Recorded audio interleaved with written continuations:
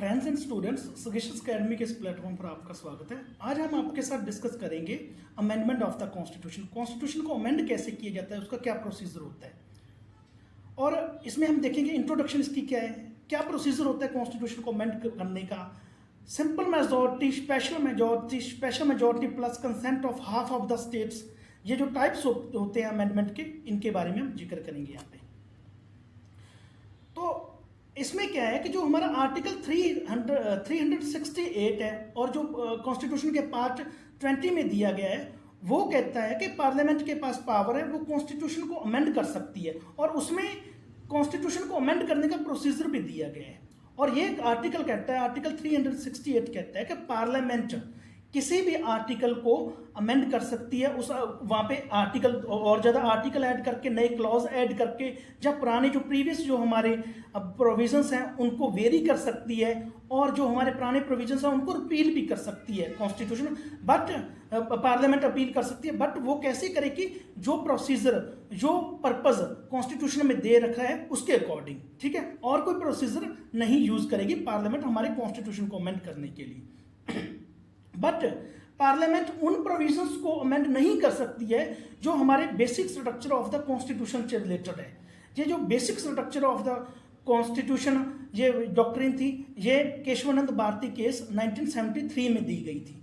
और अगर हम बात करें तो बेसिक स्ट्रक्चर में क्या है, जैसे फेडरल सिस्टम, सेकुलर, हमारी कंट्री सेकुलर है, कॉन्स्टिट्यूशन कहता है, तो सेकुलरिज्म को नहीं करेगी। और जैसे हमारी पार्लियामेंट्री फॉर्म ऑफ गवर्नमेंट है हमारी, और अगर ये चाहे, पार्लियामेंट चाहे कि हम यहाँ पे प्रेसिडेंशियल फॉर्म ऑफ गवर्नमेंट लेके आना चाहते हैं, तो ये बेसिक स्ट्रक्चर के अगेंस्ट हो जाएगा, ठीक है। तो जो हमारी पार्लियामेंट है वो उन प्रोविजंस को नहीं अमेंड कर सकती जो हमारे बेसिक स्ट्रक्चर से रिलेटेड है, बट अदर जो बेसिक स्ट्रक्चर से अदर हैं उनको अमेंड कर सकती है आर्टिकल 368 के तहत हमारी पार्लियामेंट, ठीक है।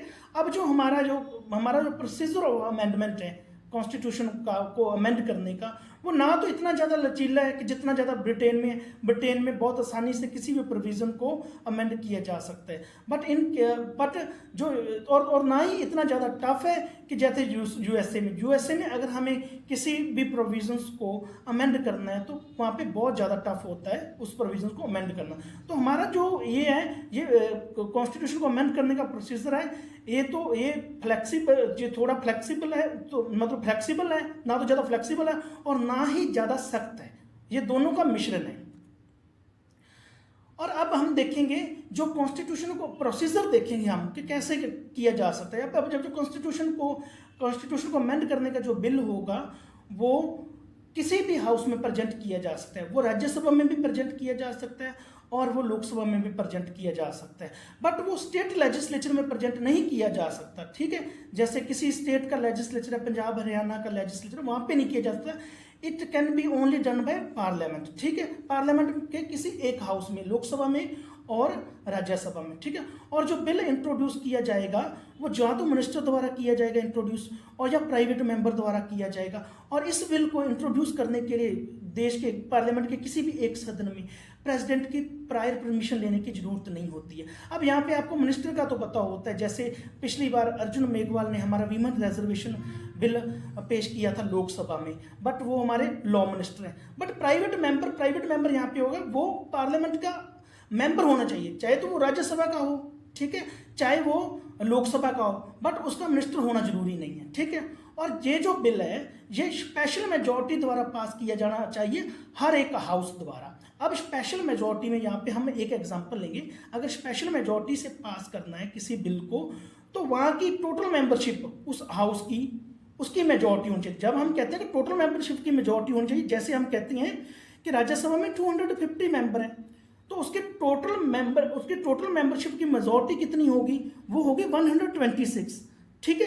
फिर इसके साथ ये तो कंडीशन हो गई, मतलब 126 मेंबर द्वारा सपोर्ट किया जाना चाहिए ये बिल, अगर राज्यसभा की बात करें, plus majority of the 2/3 of the members of the house present and voting, ठीक है। अब जितने मेंबर प्रेजेंट हैं और वोट कर रहे हैं उनकी भी मेजॉरिटी होनी चाहिए, ठीक है। जितने मेंबर प्रेजेंट हैं और वोट कर रहे हैं, वोट जितने भी कर रहे हैं उनकी भी मेजॉरिटी होनी चाहिए, ठीक है। जैसे हम राज्यसभा की बात कर रहे हैं, अगर 200 मेंबर आए हुए हैं, 250 में से 200 मेंबर आए हुए हैं, तो वहां पे लगभग 134 मेंबर वहाँ पे प्रेजेंट होने चाहिए जो इसको सपोर्ट करेंगे। मतलब 100 मतलब 200 का 67% होना चाहिए, ठीक है। 134 होने चाहिए जो इसको सपोर्ट करें इस बिल को, कॉन्स्टिट्यूशन अमेंडमेंट बिल को, ठीक है। तो दोनों शर्तें, स्पेशल मेजॉरिटी में क्या क्या होगा कि majority of the total membership of the house plus majority of 2/3 of the members of the house present and vote की, दोनों कंडीशंस पूरी होंगी तो फिर ये हमारा हो सकता है पास राज्यसभा में। अगर हम यहाँ पे बात कर लें लोकसभा में 543 है, तो टोटल मेंबरशिप की मेजॉरिटी कितनी होगी? 543 में से 272 होगी, ठीक है। और अगर मान लेते हैं अगर 500% और वोट कर रहे हैं 500% है और वोट कर रहे हैं, तो उनका लगभग 67% का सपोर्ट 500 में से मिलना चाहिए अगर हमें इस कॉन्स्टिट्यूशन अमेंडमेंट बिल को पास करवाना है। ये हमने देखा राज्यसभा में और लोकसभा में स्पेशल मेजॉरिटी क्या होती है।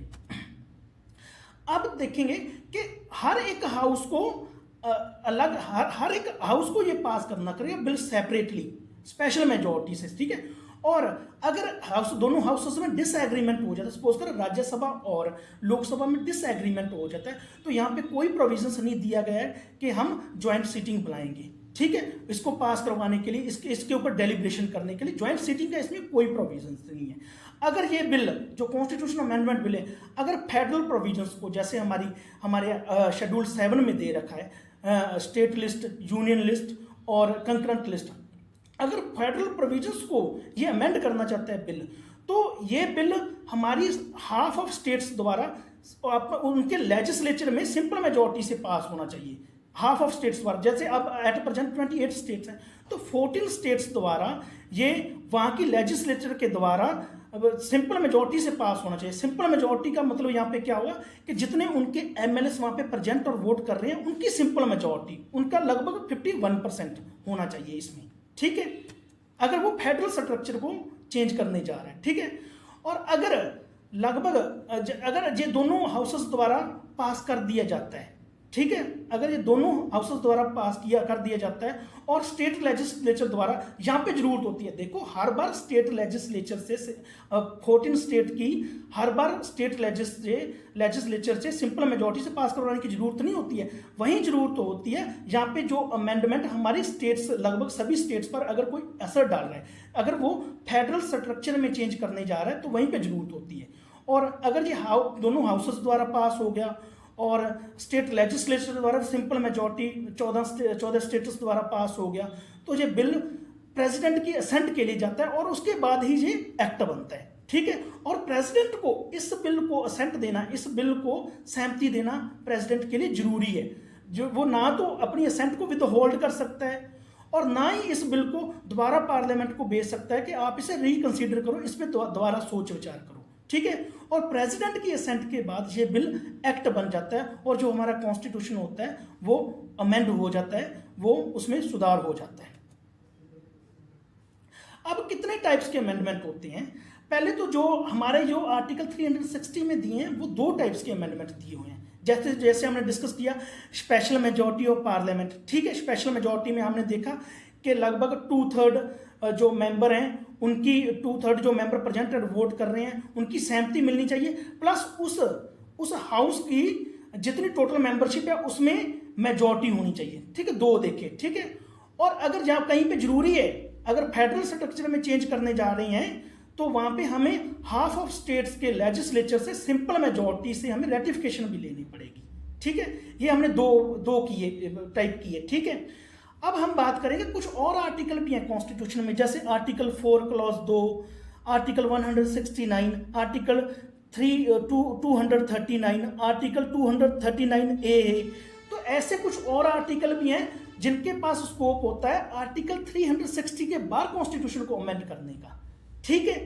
तो वो जो अगर उन आर्टिकल से हम देखें, अगर हमने कॉन्स्टिट्यूशन को अमेंड करना है तो वो सिंपल मेजॉरिटी द्वारा पास हो जाते हैं। जितने अगर हमारे लोकसभा या राज्यसभा जितने मेंबर प्रेजेंट और वोट कर रहे होते हैं, उनकी सिंपल मेजॉरिटी से ही वो पास हो जाते हैं। वो कॉन्स्टिट्यूशन के आर्टिकल 368 के बाहर होते हैं, ठीक है। अब हम देखेंगे types of amendment by simple majority. जैसे हमने बताया जितने पहुंचे हुए हैं ठीक है, जितने वोट कर रहे हैं उनकी सिंपल मेजॉरिटी। जैसे हमारे राज्यसभा में 250 हैं, टोटल 250 हैं और 200 ही पहुंचे हैं, ठीक है, राज्यसभा में वोट करने के लिए।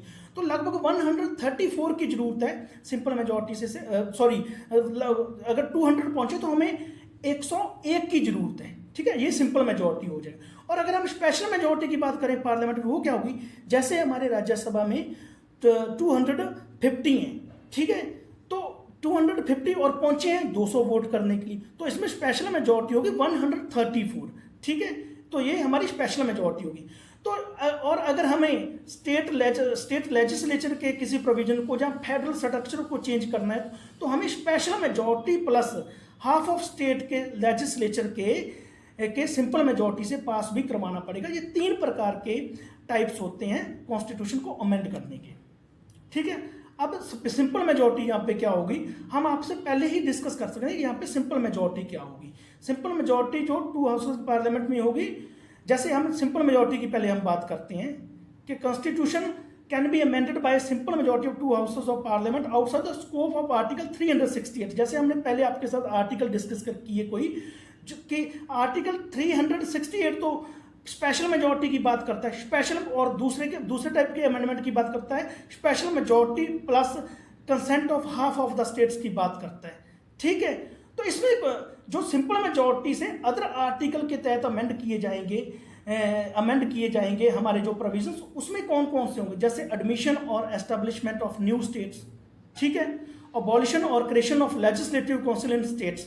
ये आप इसमें खुद देख लेना कि किस केस में आर्टिकल 369 के बिना जो आर्टिकल हैं कि किन प्रोविजंस को हम अमेंड कर सकते हैं उन आर्टिकल की सहायता से, और ये आर्टिकल 368 के तहत नहीं होंगे, ठीक है।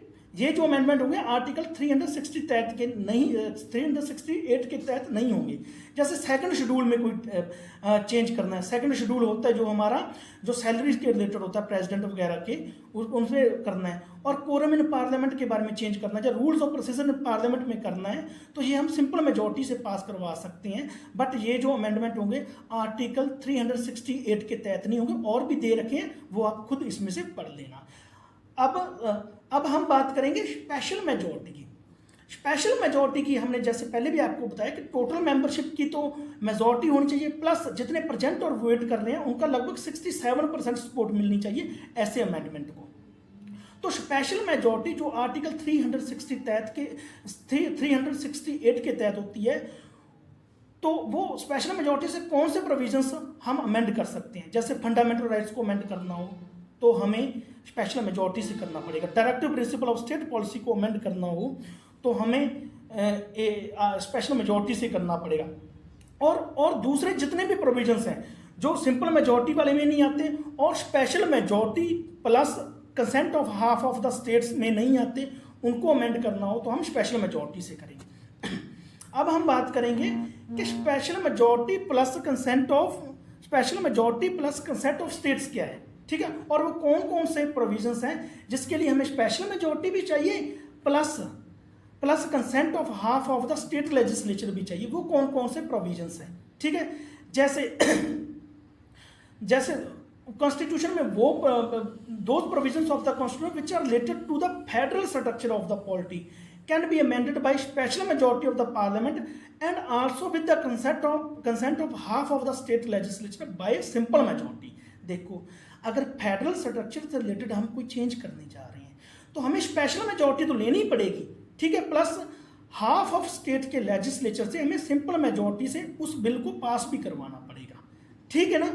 अगर सपोज करो हमें 14 स्टेट के लेजिस्लेचर से अप्रूवल मिल गया सिंपल मेजॉरिटी से, और कोई एक स्टेट रह गई, या 14 के बाद बाकी 14 सारी रह गई, तो कोई इस पे कोई इसका इट डज नॉट मैटर, और उसी मोमेंट जब 14 आधी स्टेट ने जब इसको अप्रूवल दे दिया तो ये फॉर्मेलिटी कंप्लीट हो जाती है, हमारा बिल पास हो जाता है। और स्टेट्स को कोई टाइम भी नहीं दिया है, कोई टाइम फ्रेम भी नहीं स्टेट को दे रखा है कि आपने इस टाइम लिमिट में आपने उस बिल को पास करना है, ठीक है, ऐसा भी कोई टाइम प्रोविजंस नहीं दे रखा है।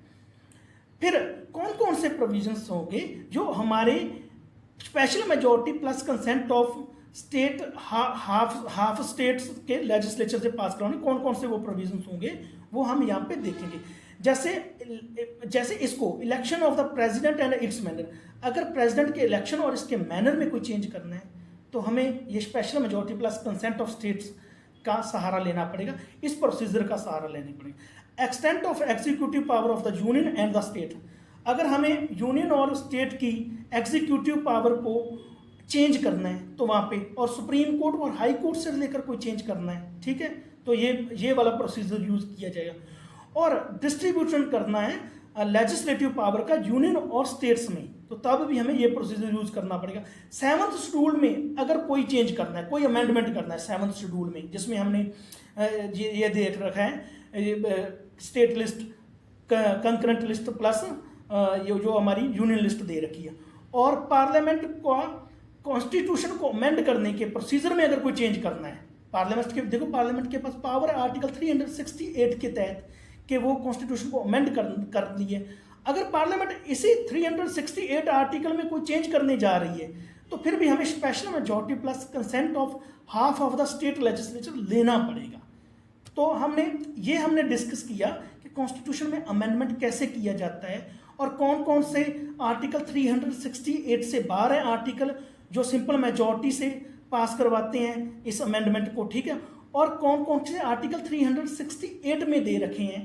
आर्टिकल 368 में प्रोसीजर दे रखे हैं, जैसे स्पेशल मेजॉरिटी और एक special majority plus consent of half of the state legislature, ठीक है, ये हमने सब डिस्कस किया आर्टिकल में। आपका कोई भी अगर आपकी क्वेरी हो तो आप हमें कमेंट बॉक्स में बता सकते हैं, ठीक है, इससे रिलेटेड। और यहीं पे हम आप इसका सेशन खत्म करते हैं, आज का सेशन यहीं पे हम खत्म करते हैं। Thanks for being with us.